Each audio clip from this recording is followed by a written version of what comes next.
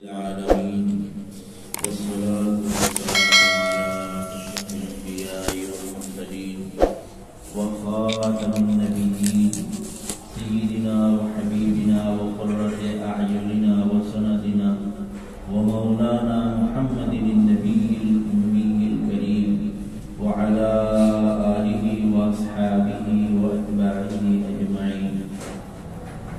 أما بعد فأعوذ بالله من الشيطان الرجيم.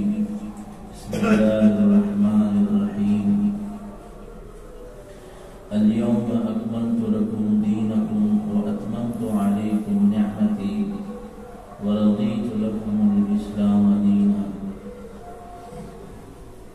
وقال النبي صلى الله عليه وسلم: قل آمنت بالله ثم استقم، أو كما قال عليه الصلاة والسلام. صدق الله العظيم وصدق رسوله النبي الكريم، ونحن على ذلك لمن الشاهدين والشاكرين، والحمد لله رب العالمين. اللهم صل على محمد وعلى آل محمد كما صليت على إبراهيم وعلى آل إبراهيم إنك حميد مجيد. اللهم بارك على محمد وعلى آل محمد كما باركت على إبراهيم وعلى آل إبراهيم إنك حميد مجيد. جزا الله عنا سيدنا وسندنا ومولانا محمدا صلى الله عليه وسلم ما هو أهله. اللهم أعطه الوسيلة والفضيلة وبعثه مقاما محمودا الذي وعدته، وارزقنا جميعا شفاعته يوم القيامة، وارزقنا جميعا مرافقته في الجنة. يا رب صل وسلم دائما أبدا على حبيبك خير الخلق كلهم، بلغ العلا بكماله، كشف الدجى بجماله، حسنت جميع خصاله. صلوا عليه وآله صلى الله عليه وسلم تسليما كثيرا كثيرا. گرامی قدر مکرمین و محترمین، میرے بھائیوں اور دوستوں، اللہ رب العزت ہم سب کے خالق اور مالک، پوری کائنات کا ایک اکیلا مالک اللہ پاک، اور کائنات پر اللہ ہی کا قبضہ ہے. وہ رب العالمین ہے. پوری کائنات میں جو کچھ ہے سب ہی کا رب ہے. سب کا پالنے والا ایک اکیلا اللہ پاک ہے. پیدا کرنے میں، پالنے میں وہ کسی کے محتاج نہیں ہے. وہ صمد ہے، بے نیاز ہے، اکیلا ہے، لا شریک ہے. اسی کے ہاتھ میں ہماری زندگی اور موت ہے. نفع نقصان کا تعلق بھی اس کی ذات کے ساتھ ہے. زندگی، موت، عزت ذلت، صحت، بیماری، یہ اللہ تعالیٰ کی ذات کے ساتھ ہے. میرے محترم دوستوں بزرگوں، ہم یہاں آئے نہیں، اللہ پاک نے ہمیں بھیجا ہے. اس وقت ہم دنیا میں ہیں. آج سے 100 سال پہلے شاید یہ جگہ آباد ہو، یہ شہر بھی آباد یقیناً، لیکن لوگ رہنے والے دوسرے تھے، ہم نہیں تھے. آج سے 100 سال کے بعد اللہ اس کو آباد و شاد رکھیں. اپنے گھر کو بھی، علاقے کو بھی لوگ ہوں گے، لیکن ہم نہیں ہوں گے الا ماشاء اللہ. تو ہم اس حقیقت کو دل میں اتارنے کی کوشش کریں کہ یہاں ہم مستقل رہنے والے نہیں ہیں، نہ پہلے تھے نہ آئندہ رہیں گے. ہمیشہ سے رہنے والی ذات ایک اکیلی اللہ پاک کی. اس کے علاوہ جو دنیا میں آیا وہ دنیا سے چلا گیا. تو میرے محترم دوستوں کو اللہ پاک کے ہم ہر وقت، ہر آن گھڑی محتاج ہے. ہمارا وجود جس طرح باقی رہنے میں محتاج ہے، اسی طریقے سے تمام تر ضروریات جو ہمارے وجود کے ساتھ ہے ان تمام ضروریات کو پوری کرنے والا بھی اللہ پاک ہے، اس میں بھی ہم اللہ کے محتاج ہیں۔ اور اللہ پاک نے جب ہمیں یہاں بھیجا ہے دنیا میں، تو اس بھیجنے کا مقصد کیا ہے؟ اور چند دن یہاں رہ کر پھر ہمیشہ کے لیے دنیا چھوڑ کے جانا، اس سفر کا مقصد کیا ہے؟ پھر آئے کہاں سے ہے، جانا کہاں ہے؟ یہ لازمی ہر انسان کو سوچنا بھی چاہیے، غور کرنا چاہیے، معلوم کرنا چاہیے، پھر اس کے مطابق زندگی بنانی چاہیے، ورنہ یہ زندگی عبث ہے۔ اور اللہ پاک نے فرمایا فَحَسِبْتُمْ أَنَّمَا خَلَقْنَاكُمْ عَبَثًا وَأَنَّكُمْ إِلَيْنَا لَا تُرْجَعُونَ۔ اللہ پاک نے فرمایا کہ ایسا ہرگز ایسا نہ سوچنا کہ تمہیں اللہ پاک نے یوں ہی عبث پیدا کیا، بیکار، ایسا نہیں ہے، تم لوٹائے جاؤ اور اللہ کے سامنے حاضر ہونا ہو۔ إِنَّ إِلَيْنَا إِيَابَهُمْ ثُمَّ إِنَّ عَلَيْنَا حِسَابَهُمْ۔ ہر ایک نے اللہ کے سامنے سے گزرنا ہے اور ہر ایک سے اللہ پاک نے حساب لینا ہے۔ اللہ تعالی ہم سب سے راضی ہو جائیں اور حساب یسیر نصیب فرمائیں۔ میرے محترم دوستو بزرگوں، اس زندگی کا مقصد صرف اور صرف اس دنیا میں آنے کا، یہاں رہنے کا، یہاں معاملات کرنے کا ایک ہی مقصد ہے کہ کسی طریقے سے اللہ پاک راضی ہو جائے، مجھ سے، آپ سے اللہ پاک راضی ہو۔ اللہ کو راضی کرنا ہی ہماری زندگی کا مقصد اول ہے۔ باقی تمام چیزوں کا تعلق زندگی کی ضروریات کے ساتھ ہیں، مقصد زندگی کے ساتھ نہیں ہے۔ اس لیے کہ مقصد زندگی اس کو کہا جاتا ہے کہ جس کے لیے اگر زندگی قربان ہو جائے پھر بھی کہا جائے کہ یہ کامیاب ہوگی۔ اور کامیابی کیا ہے؟ اللہ تعالیٰ نے ارشاد فرمایا فَمَنْ زُحْزِحَ عَنِ النَّارِ وَأُدْخِلَ الْجَنَّةَ فَقَدْ فَازَ، کہ جسے جہنم سے بچا لیا گیا اور جنت میں داخل کر دیا گیا وہ کامیاب ہے۔ تو جنت کے حصول کے لیے اگر کسی کی زندگی لگ گئی، جنت کیا ہے؟ جنت اللہ کی رضا کا نتیجہ ہے۔ اللہ کو راضی کرنا کیا مقصد ہے؟ اللہ راضی ہو گئے، کیا مطلب ہے؟ اللہ راضی ہونے کا مطلب یہ ہے کہ جنت مل گئی۔ جنت اور اللہ کی رضا یہ لازم ملزوم ہے۔ جنت اور اللہ کی رضا لازم ملزوم ہے۔ جیسے سورج کی دھوپ ہے، دھوپ کا مطلب سایہ ہے، جس پہ دھوپ پڑے گی اس کا کیا بنے گا؟ سایہ لازمی اس کا بنے گا، لازم ملزوم ہے۔ تو اللہ کی رضا حاصل ہونے کا مطلب جنت ہے۔ اللہ راضی ہو گئے، اللہ کی رضا کا نتیجہ جنت ہے۔ تو اللہ نے فرمایا کہ جو جنت میں داخل کر دیا گیا اور جہنم سے بچا لیا گیا وہ کامیاب ہے۔ تو جو آدمی اللہ کی رضا کے لیے اپنی جان لگا دے اور اس کی جان لگ جائے تو وہ کامیاب ہوگا یا ناکام ہوگا؟ فزت رب الکعبہ، زور کی آواز کے ساتھ صحابہ جب شہید ہوتے تھے تو زبان سے یہ آواز نکالتے تھے فزت رب الکعبہ، کہ رب کعبہ کی قسم میں کامیاب ہو گیا۔ تو یہ زندگی مقصد زندگی ہے۔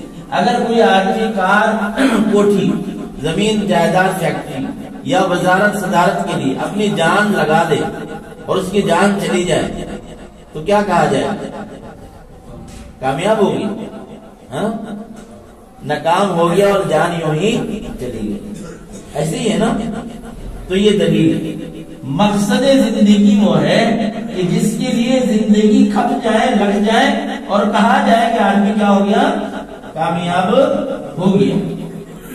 تو ہماری زندگی کا مقصد اللہ کو راضی کرنا، اور اللہ رب العزت کے ذات عالی نے اپنی رضا کے لیے دین اسلام کو متعین کر دیا۔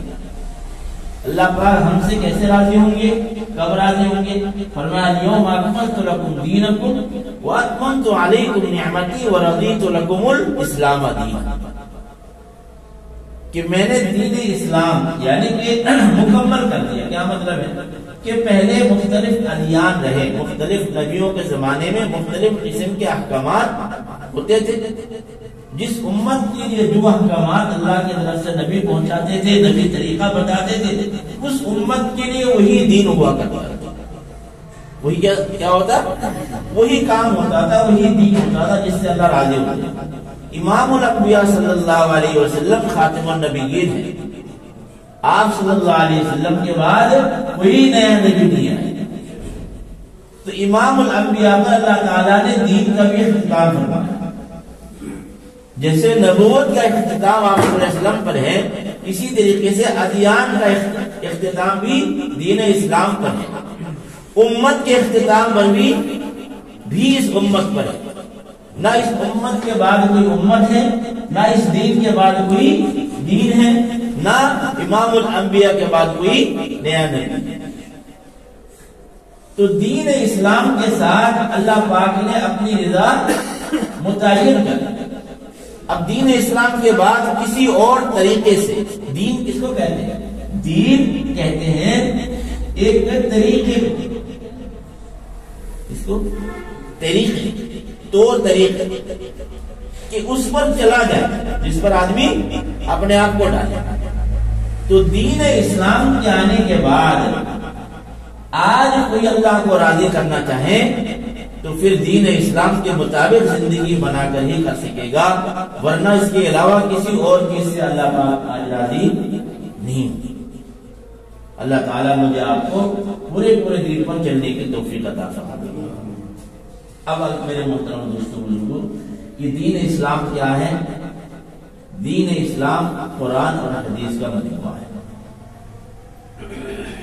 جو کچھ اللہ پاک نے قرآن پاک میں فرمایا اور نبی کریم صلی اللہ علیہ وسلم کی اس کی تشریح فرمائی، عملی طور پہ آپ صلی اللہ علیہ وسلم نے خود بتایا، صحابہ کے ذریعے سے بتایا، وہ کیا ہے؟ وہی دین اسلام. اور دین اسلام کا خلاصہ یہ ہے کہ اس میں کچھ معروفات ہیں، کچھ منکرات ہیں، کچھ کرنے کے کام ہیں اور کچھ نہ کرنے کے کام ہیں. دونوں قسم کے کاموں کا تعلق آدمی کے ذات کے ساتھ ہے. کس کے ساتھ ہے؟ ہر آدمی کی ذات کے ساتھ اس کے دین کا تعلق ہے، اس سے باہر کچھ نہیں ہے. اس لیے امام الانبیاء صلی اللہ علیہ وسلم کی ارشاد گرامی ہے، فرمایا کہ الا ان الدین یسر، کہ غور سے سنو، خوب توجہ سے. یعنی جو دین لے کر آئے صاحب شریعت، صاحب دین خود فرماتے ہیں ان الدین یسر، کہ سنو جو دین میں لے کر آیا ہوں وہ آسان ہے.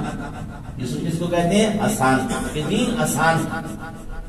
اور آگے پھر آپ صلی اللہ علیہ وسلم نے مبلغین دین، علماء مفتیان کرام مبلغین، جو دین کو آگے پہنچانے والے ہیں، ان کی طرف متوجہ ہو کر آپ صلی اللہ علیہ وسلم نے حکم جاری فرمایا، یسروا ولا تعسروا، بشروا ولا تنفروا. یہ دیکھو دین جو میں لے کر آیا ہوں وہ آسان ہے، خبردار دین پہنچاتے ہوئے ایسا طریقہ اختیار نہ کرنا کہ سننے والا یہ سمجھے کہ یہ دین مشکل ہے.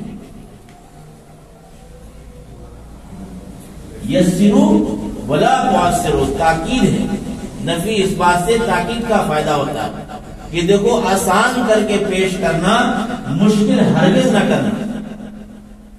اور پھر آگے آپ صلی اللہ علیہ وسلم نے اس کا طریقہ بھی بتایا کہ یا رسول اللہ آسان کر کے میں کیسے پیش کروں. ایک سوال تھا نا کہ میں کیسے آسان کر کے پیش کروں دین کو. فرمایا بشروا ولا تنفروا، کہ لوگوں کو دین کے ایک چھوٹے سے چھوٹا عمل پر بھی لانا ہو، اس میں ڈنڈا نہیں، غصہ نہیں، غیظ نہیں، روب نہیں، حکم نہیں، بشر فضائل سنا، کیا سنا؟ فضائل سناؤ. جب اللہ رب العزت فضائل سناتے نہیں تھکتے. سارا قرآن جنت کے ذکر سے بھرا ہوا ہے. کوئی پارا قرآن کا ایسا نہیں ہے جس میں جنت کا ذکر نہ ہو. کیسا ہے؟ جنت وہاں کے ہو رہے ہیں، وہاں کے خدمات، وہاں کی نہریں، وہاں کی درخت، وہاں کے پھل، وہاں کے فروٹ، وہاں کے محلات، غرفے، کمرے. کیوں بیان کر رہے ہیں اللہ پاک؟ دل کو لبھانے کے لیے، للچانے کے لیے.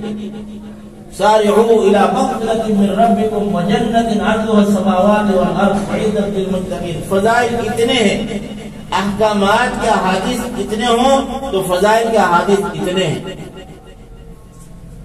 اگر دین کے آپ دیکھیں کہ احکامات اتنے سے ہوں گے اور ان احکامات پر لانے کے لیے فضائل اتنے ہوں گے بے شمار.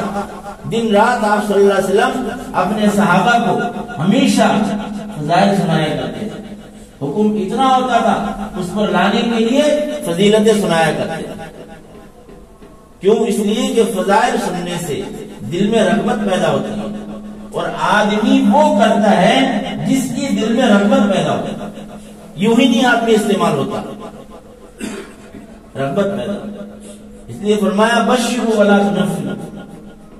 اور یہ حقیقت ہے. دیکھیں آپ، آج جب سے ہم پیدا ہوئے، میں تو دیکھ رہا ہوں، آپ کو پتہ نہیں ہے کہ جب سے آنکھ کھلی ہے سمجھ وہ شروع ہوئی. وہ پیپسی، 7 اپ، سپرائٹ، یہ بوتلیں دیکھی ہے نا اپنے پیدا ہوتے ہیں. سالوں ہو گئے، 100 سال تو ہو گئے ہوں گے.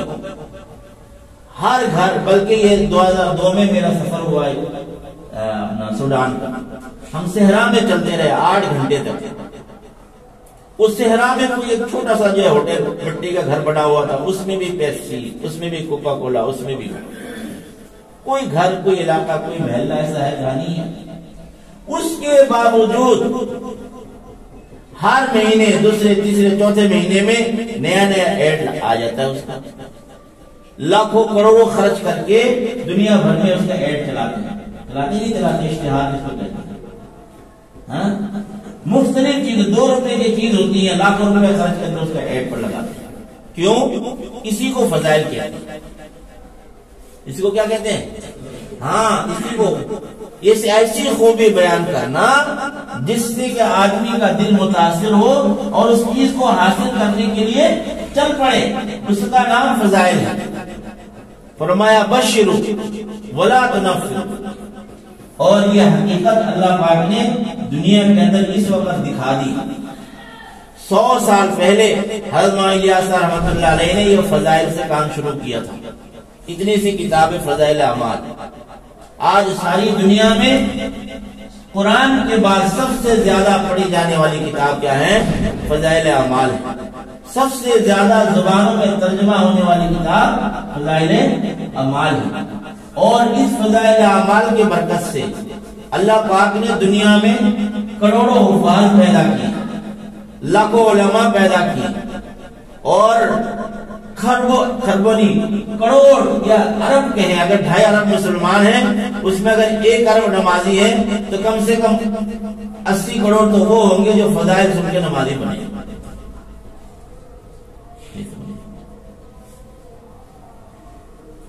میرا مقصد جو ہے یہ دعوت و تبلیغ کے نام سے جو کام ہوا ساری دنیا میں،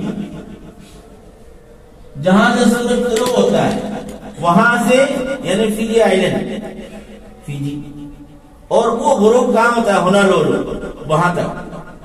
میں ایک شخص سے میں ملا ہوں ساؤتھ افریقہ میں، جنوبی افریقہ میں. حاجی بدار صاحب، انتقال ہو گیا، اللہ ان کی مغفرت فرمائے. یہ اعتکاف تھا میرا. ایک دن صبح میرے پاس آیا، کہنے لگے مفتی صاحب آپ نے کبھی ذوالقرنین سے ملاقات کی؟ میں نے کہا حاجی صاحب میں کہاں کرتا. کہنے لگا اگر نہیں کی تو حسرت پوری کر لو، مجھ سے مل لو. خیریت؟ کیا ذوالقرنین کا اللہ پاک نے کیا ذکر کیا؟ میں نے کہا وہ مشرق میں بھی گئے، مغرب میں بھی گئے. کہتے ہیں مجھے دیکھ لو، مشرق میں بھی اللہ مجھے لے گیا دعوت کے لیے، جہاں سے سورج طلوع ہوتا ہے میں طلوع ہوتے ہوئے دکھا، اور ہونالولو جہاں غروب ہوتا ہے اللہ پاک وہاں بھی لے گیا. مجھے دیکھو. میں نے کہا اللہ پاک آپ کو زندگی. کہنے کا مقصد یہ ہے کہ اس وقت میرا دعویٰ ہے ساری دنیا کے اندر اس وقت جتنے لوگ نمازی ہیں سجدہ کرنے والے زمین کے اوپر، روئے زمین کے اوپر اتنی تعداد میں کبھی سجدہ کرنے والے نہیں تھے۔ خود حضور کے زمانے میں، صحابہ کے زمانے میں، تابعین کے زمانے میں، آج تک زمین کے پیٹ پر اتنے لوگ سجدہ کرنے والے نہیں تھے۔ فجر کی اذان جہاں سے شروع ہوتی ہے وہیں پر ختم ہوتی ہے، 24 گھنٹے دنیا میں اذان کی آوازیں گونجتی ہیں۔ یہ ہم جمعہ پڑھ رہے ہیں نا، ساری دنیا کے اندر ہر وقت جمعے کی نماز ہو رہی ہے۔ کس کی برکت ہے؟ فضائل کی برکت۔ ہاں لوگ ڈراتے ہیں قیامت آنے والی ہے جناب، یوں دجال نامی کتاب آ گئی، سب دھوکہ ہے، مسلمانوں کو بزدل بنانے کے لیے مایوس کرنے کی کوششیں ہیں۔ ہمارے شیخ حضرت مکی صاحب فرماتے تھے کہ اس وقت لوگ دجال کی کتابیں شائع کر رہے ہیں جب دین ساری دنیا میں پھیل رہا ہے۔ قیامت کی سب سے بڑی نشانی یہ ہے کہ ساری دنیا سے دین سمیٹ کر حجاز میں چلا جائے گا۔ دنیا میں دین کے نام پہچاننے والے نہیں ہوں گے۔ یہ تو وہ وقت ہے جس وقت ہر گھر میں دیندار ہے، ہر گھر میں کوئی محلہ ایسا جو حافظ قرآن سے خالی ہو، ہے کوئی محلہ ایسا؟ الحمدللہ اللہ کا شکر ادا کرے، اللہ تعالیٰ ہمیں دین اسلام پر استقامت نصیب فرمائے، مایوسی کوئی نہیں۔ اگلی بات عرض کروں کہ دین اسلام کے دو حصے ہیں، دونوں حصے کا تعلق میرے آپ کے جسم کے ساتھ ہے، معروفات اور منکرات۔ اس جسم سے جو کچھ ہم کرتے ہیں، ٹھیک ہے نا، وہی دین ہے اور وہی بے دینی ہے۔ سر سے لے کر پیر تک کا وجود، اس کا استعمال ہی کا نام دین ہے اور اسی کے استعمال ہی کا نام بے دینی ہے۔ ہر آدمی روزانہ کچھ کرتا ہے، کچھ نہیں کرتا، ایسے بھی اپنے ذات سے، ایسا نہیں ہے، حقیقت ہے۔ تو اللہ نے بھی کہا کہ کچھ کرو کچھ نہ کرو۔ جو کرنے والے کام ہیں اس کو معروفات کہتے ہیں، عبادات کہا جاتا ہے، اور کرنے والے کام کو کرنے والا اس کا نام دین اسلام میں عابد ہے۔ اور کچھ کام نہ کرنے کے منکرات، معروفات اور منکرات کے مجموعہ کا نام کیا ہے؟ دین ہے۔ منکرات کیا ہے کہ نہ کرو، پھر آدمی وہ کر جاتا ہے۔ تو منکرات کو چھوڑنا، نہ کرنے والے کام کو نہ کرنا اللہ کے لیے، اس کو تقویٰ کہا جاتا ہے اور اس آدمی کو متقی کہا جاتا ہے۔ معروفات کرنے والے کام کو اللہ کے لیے کرے گا تو وہ عابد بنے گا۔ کیا بنے گا؟ اس کا نام عابد ہے۔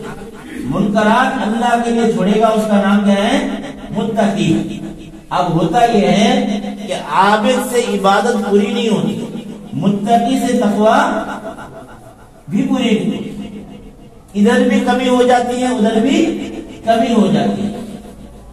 اگلی بات عرض کروں اس سے پہلے کہ عابد کے ساتھ بھی اللہ ہے اور متقی کے ساتھ بھی اللہ ہے، ٹھیک ہے۔ اب ہوتا یہ ہے کہ عبادت میں بھی کمی ہوتی ہے اور تقویٰ میں بھی کمی ہوتی ہے۔ اس کمی کو پورا کرنا نہ عابد کی بس میں ہے نہ متقی کی بس میں۔ جو عبادتیں چھوٹ گئی تو چھوٹ گئی، جو گناہ ہو گیا تو ہو گیا، وہ گھڑی دوبارہ اس کے پاس واپس نہیں آ سکتی، ٹھیک ہے۔ یہ بے بس 40 سال 50 سال عمر تک یہ کام ہوا، اب بے بس کیا کرے؟ اگر دین اسلام کے اندر اس کی تلافی موجود ہے، اس کی تلافی اگر موجود ہے، اس کا حل موجود ہے، پھر میں کہوں گا دین آسان ہے، اور اگر اس کا حل موجود نہیں ہے پھر دین مشکل ہے، ٹھیک ہے۔ اب دیکھیے اللہ تعالیٰ کیا فرماتے ہیں، فرماتے ہیں وَتُوبُوا إِلَى اللَّهِ جَمِيعًا أَيُّهَا الْمُؤْمِنُونَ لَعَلَّكُمْ تُفْلِحُونَ، کہ ساری انسانوں کے لیے ایک آواز ہے، سارے نبیوں کی طرف سے، أَيُّهَا النَّاسُ قُولُوا لَا إِلَهَ إِلَّا اللَّهُ تُفْلِحُونَ، کہ ساری دنیا میں کوئی بھی انسان اخلاص کے ساتھ لا الہ الا اللہ پڑھے مر جائے تو تو کیا ہوا؟ کامیاب ہو گیا، بلا شبہ وہ کامیاب ہو گیا، یعنی کہ اللہ اس سے راضی، اس کو جنت مل گئی۔ ٹھیک ہے، ہم سب کیا ہے؟ کلمہ والے، لا الہ الا اللہ پڑھیے، محمد رسول اللہ، لا الہ الا اللہ محمد رسول اللہ، اخلاص سے کلمہ پڑھے ہوئے ہیں۔ اب کلمے والے اگر کلمہ پڑھنے کے بعد مر گیا وہ تو کفر ہونے، اگر زندہ رہے ان کے لیے یہ مسئلہ ہے۔ تو کلمے والے جو زندہ ہیں وہ ایمان والے ہیں، کون ہیں؟ ان ایمان والوں کے بارے میں قرآن میں یہ آیات موجود ہے۔ فرمایا وَتُوبُوا إِلَى اللَّهِ جَمِيعًا أَيُّهَا الْمُؤْمِنُونَ لَعَلَّكُمْ تُفْلِحُونَ، یہاں بھی تفلحون، یہ سارے کے سارے ایمان والے، اس میں کوئی تخصیص نہیں، کوئی عام خاص نہیں ہے، چاہے خطیب ہو، چاہے عالم ہو، چاہے پیر ہو، چاہے مرید ہو، پڑھا لکھا ان پڑھ، ایمان والا ہو، مرد ہو یا عورت، سب کے لیے حکم ہے وَتُوبُوا إِلَى اللَّهِ جَمِيعًا، تم سب کے سب اللہ سے توبہ کرو۔ کیا عابد اپنی عبادت کی وجہ سے، کمی کی وجہ سے توبہ کرے گا، کہ متقی اپنے تقوی کی کمی کی وجہ سے توبہ کرے گا؟ اس توبہ کی وجہ سے التائب من الذنب کمن لا ذنب لہ۔ امام الانبیاء صلی اللہ علیہ وسلم کہیے صلی اللہ علیہ فرماتے ہیں کہ گناہوں سے توبہ کرنے والا ایسا ہو جاتا ہے جیسے اس نے گناہ کیا ہی نہیں، تو تلافی ہو گئی نہیں ہوگی؟ ہاں، اور وَيُبَدِّلُ اللَّهُ سَيِّئَاتِهِمْ بِالْحَسَنَاتِ، اللہ تعالیٰ فرماتے ہیں کہ جب آدمی توبہ کرتا ہے، توبہ یا ایھا الذین آمنوا توبوا الی اللہ توبۃ نصوحا عسیٰ ربکم، کیا ہے جی؟ کوئی حافظ نہیں ہے؟ چلو یہ سن لو، یہاں عسیٰ کا معنی یقیناً ہے، عسیٰ کیا یقین کے معنی میں۔ یہ 28ویں پارے کے آخری صفحے کی پہلی آیت ہے، اگر 15 آیت کا قرآن ہے، آپ دیکھ لیں، ترجمہ کر لیں، کسی سے سن لیں، یوں ہی مایوس نہیں ہو جانا۔ اللہ فرماتے ہیں ایھا الناس یا ایھا الذین آمنوا توبوا الی اللہ توبۃ نصوحا، کہ خالص اللہ سے توبہ کرو، اور اللہ سے خالص توبہ کرنا یہ دل کے اخلاص کے ساتھ توبہ کرنا، اس سے مقصد ہے۔ اور آدمی کلمہ پڑھ کے توبہ کر لے، لا الہ الا اللہ، آخری حل کیا ہے؟ یہی ہے۔ آدمی مایوس ہو جائے، اتنا گناہ ہو گیا، اتنا گناہ، کس کے پاس جاؤں، کہاں جاؤں، کعبہ میں جاؤں، مدینے جاؤں، کدھر جا کے توبہ کروں؟ آدمی کہے چلو نیا مسلمان ہو جاتا ہوں، لا الہ الا اللہ محمد رسول اللہ، آخری حل ہے۔ سب سے بڑا کلمہ لا الہ، یہ سب سے بڑی توبہ ہے، سب سے بڑی کیا ہے؟ توبہ، لا الہ الا اللہ محمد۔ فرمایا عسیٰ ربکم ان یکفر عنکم سیئاتکم، یقیناً اللہ پاک تمہاری برائیوں کو نیکیوں میں بدل دے گا، کفارہ اللہ کر دے گی۔ تو دین اسلام میں کمی کا حل موجود ہے کہ نہیں ہے؟ تو اس لیے کہتے ہیں دین آسان ہے۔ اللہ مجھے آپ کو توفیق عطا فرمائے۔ میرے دوستو، زندگی گزارنے کا طریقہ یہ ہے، ہمارے مشائخ فرماتے ہیں کہ دیکھو انسان ہونے کے ناطے ہم کبھی گناہوں سے معصوم نہیں ہو سکتے، انبیاء معصوم ہیں، صحابہ مغفور ہیں، باقی سب سے ممکن ہے۔